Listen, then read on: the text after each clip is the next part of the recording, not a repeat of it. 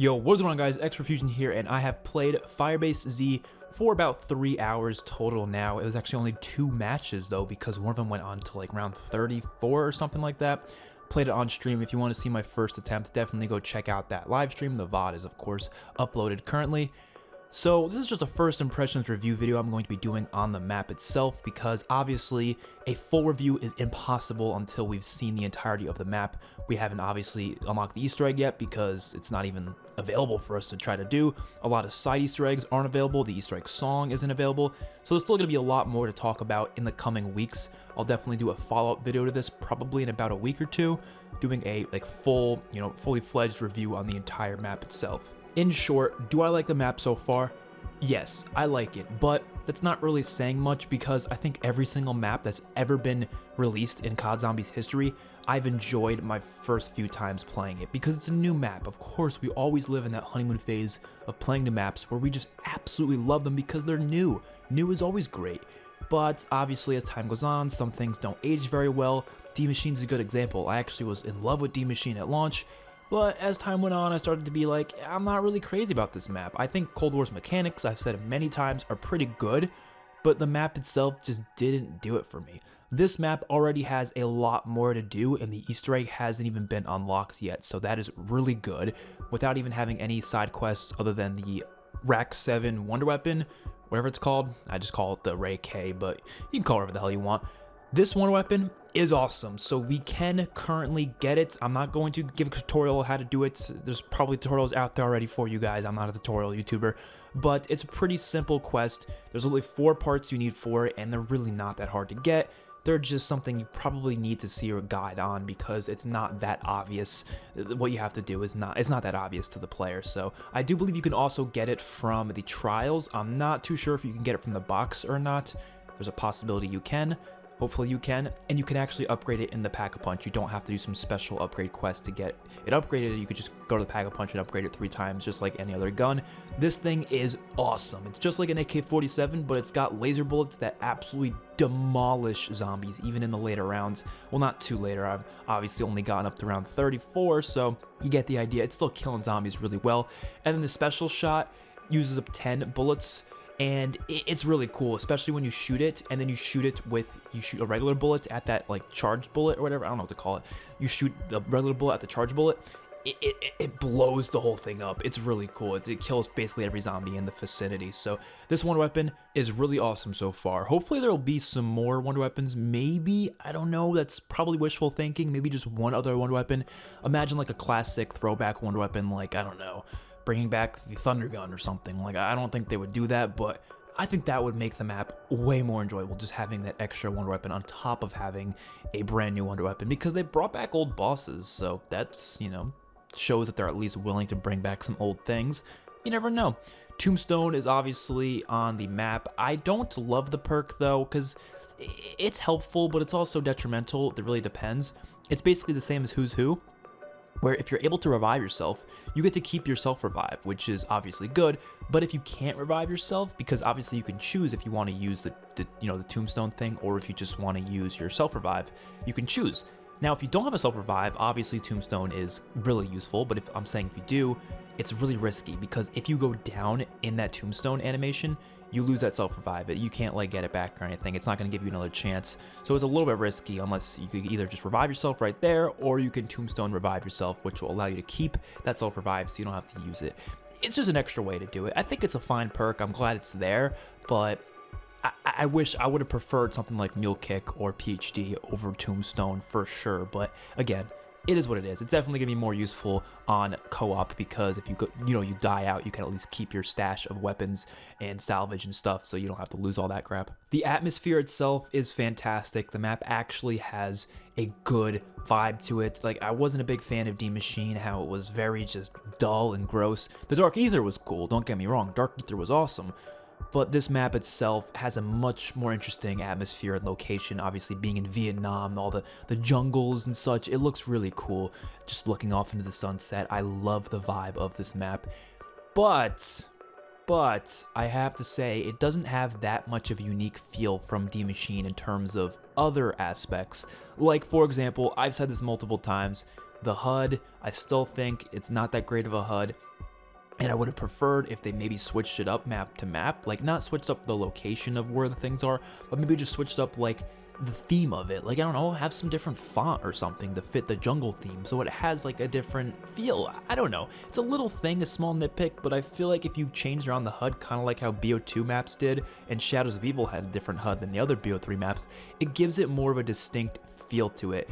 And they reuse some music that we've already heard from either the campaign or from D Machine. Of course, there is some original music here, like the round change music is obviously new, the game over music's obviously new, but a lot of the other music, like the soundtrack that's used when you're doing the trials, or the music that was playing during the little challenges that you do later on, which I'll talk about that in a minute, it reuses some music from the campaign, and I just wish we had more original soundtracks put into these zombie maps, because a lot of other zombie maps in BO4 and BO3 have a lot of original music, and it's kind of sad to see a lot of them just reusing stuff from campaign.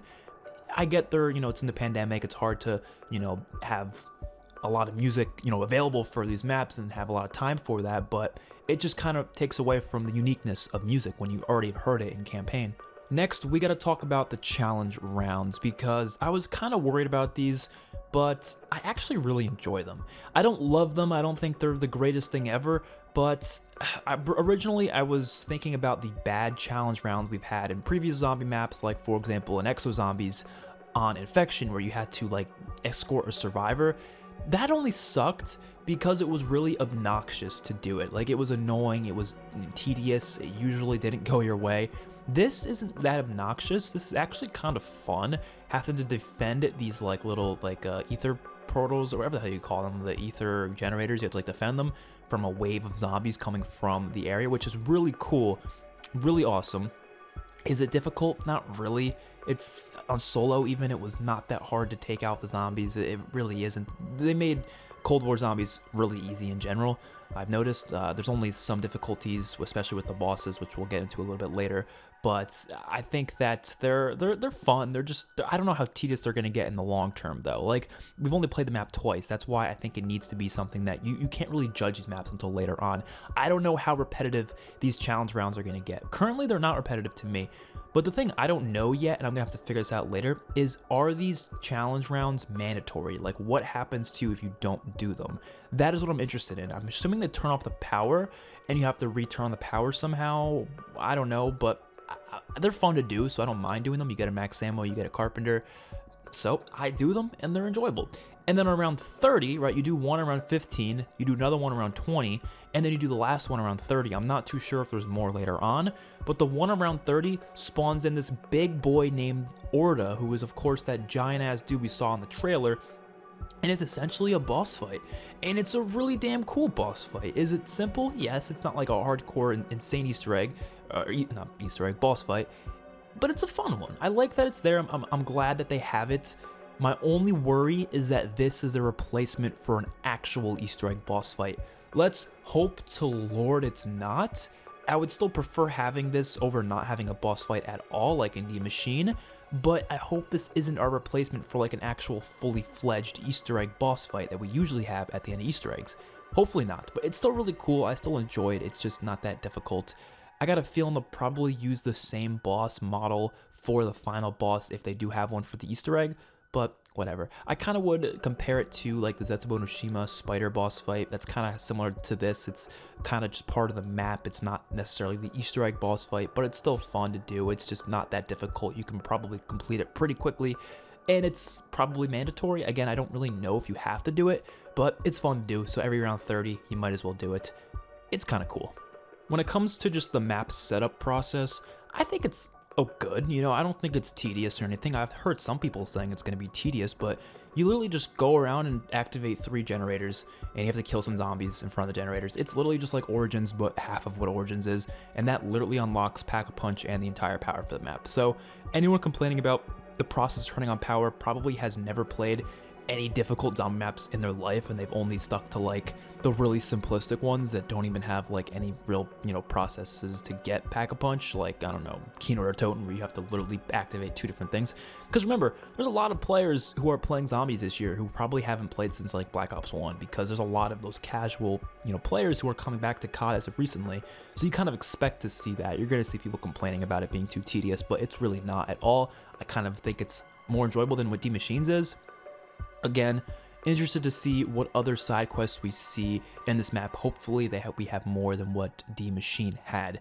Last thing I want to talk about are some of the negatives, because of course there's going to be some bad things about the map. I think the worst thing about the map currently are the boss zombies, which this seems to be a theme for a lot of maps. How many maps can you name where the worst thing about it is the boss zombie, or one of the boss zombies? Transit, one of the worst things would probably be the denizens. You go to, I don't know, Ascension, the space monkeys, probably the worst thing about Ascension. A lot of maps have examples like that. There's also maps that have great boss zombies. I think the Panzer, the Brutus, even the Mangler and Garad Krovi, good boss zombies. I'm not a fan of the boss zombies here, not because of how they work or how they look, because they're actually really unique bosses. The Mimic is awesome. The fact that he hides in these little objects and pops out, I love that. The Mangler works pretty similar to how he did in Garad Krovi, and he's fine. I think he's cool. They have Hellhounds back, but they don't come to like round 25, which is really weird, but they're there.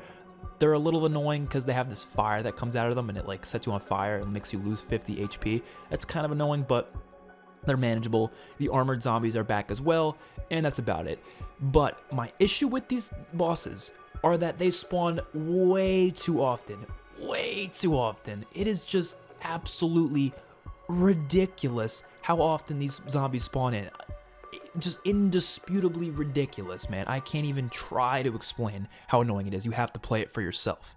I get having like a lot of these bosses spawn in like later on in the game, like in like the 40s and 50s. But I was on like round 15 and they spawn in 4 mimics at once, not like on the same round, no, at once, 4 mimics and 1 mangler. And then like every round going forward, I would see probably about 4 to 5 mimics and usually 1 to 2 manglers for every round from 15 onward. That is ridiculous. Ridiculous. Now, it's not like it's challenging, it's just annoying. I like a challenge, I do. But don't make that challenge annoying. If you want to buff up these bosses, go for it. Buff them up, make them way more difficult, but also make them spawn in less, so it kind of balances itself out. I'd prefer to have a boss that comes every now and then, like the Panzer, not very often, but is difficult, than one that comes every damn round, like consistently, but is really not that hard to take out, because they're really not. Especially if you get the Ray K, you can destroy the mimics and the mangler pretty easily. But oh my god, man, it's just so frustrating seeing like 5 of these jump at you at once, and it's like, bro, leave me alone, damn it. It's really annoying. Another complaint I have, the Pack-a-Punch camo is literally a reskin of, it's not a reskin, it literally is the same exact Pack-a-Punch camo from the machine. I'm assuming they did that, again, because of the pandemic, the lack of development time. They just could not make one in time. But my argument to that is, I feel like there's definitely other camos they could have just used. I'm sure they could have literally all they had to do is just change the color of it. Even if they did the same exact camos but just change the color of them, maybe like change around the, like maybe add a lightning bolt through them or something. You don't have to change them up that much. Just make them at least different. They're literally the same exact camo, and that to me is really unfortunate, because I just like having different camos each map. That's something I loved about zombies, is having a new Pack-a-Punch camo every map. And unfortunately, this map decided not to, but oh well. Last complaint I have, some of these are nitpicks for sure. This one's definitely a nitpick, but it's a big deal for me, although it's probably not a big deal for a lot of people. There's a severe lack of music on the map. Same thing with D Machine. I said this before, kind of how they reuse a lot of music, but one thing I've noticed about the Cold War Zombies in comparison to Black Ops 4 or Black Ops 3 is that the music only seems to play during specific events, whether it be special rounds or round changing music or the game over music. But in like Black Ops 3 and Black Ops 4, even in Black Ops 2, specifically in like Model Dead Origins and Buried, you had it so you would enter certain areas and a theme would play. A theme that would kind of, bright up the room that you were in. It would give it a specific feel to it, like, oh, this area plays this type of music, oh, this area plays this type of music, and it's playing in the background. It's slightly there. Sometimes you can barely hear it. Sometimes it pops. It depends what's happening on the map. Sometimes when you enter an area for the first time, it'll play some music. It makes it feel cinematic. It makes it feel like an experience. Like a map. Remember playing Mob of the Dead for the first time you walk into the cell blocks and it plays that music, and you're just like, wow, this is fantastic. Or Ancient Evil, the first time you enter the underworld area, after you take the Pegasus, and it plays this completely new theme that you haven't heard before, this completely new soundtrack that's specific to that specific area, and it's always playing consistently throughout the map, no matter what round you're on, no matter where you are, no matter what gun you're using, it's always playing. D-Machine and Firebase Z has the same issue where I don't hear any music, ever. It's always just zombies. It's just zombies. It's just zombies coming at you. It doesn't feel like zombies like our previous maps when you don't hear music, Infinite Warfare played licensed music, which is fine for them, they got a lot of licensed music there. They could have either done that or, just give us soundtracks, And again, I think it's the development issues. I think they just don't have time to make original music for the map, so the only music they can use is stuff from the campaign, but they're not even using it all the place because they don't have enough music to play. I don't know, man.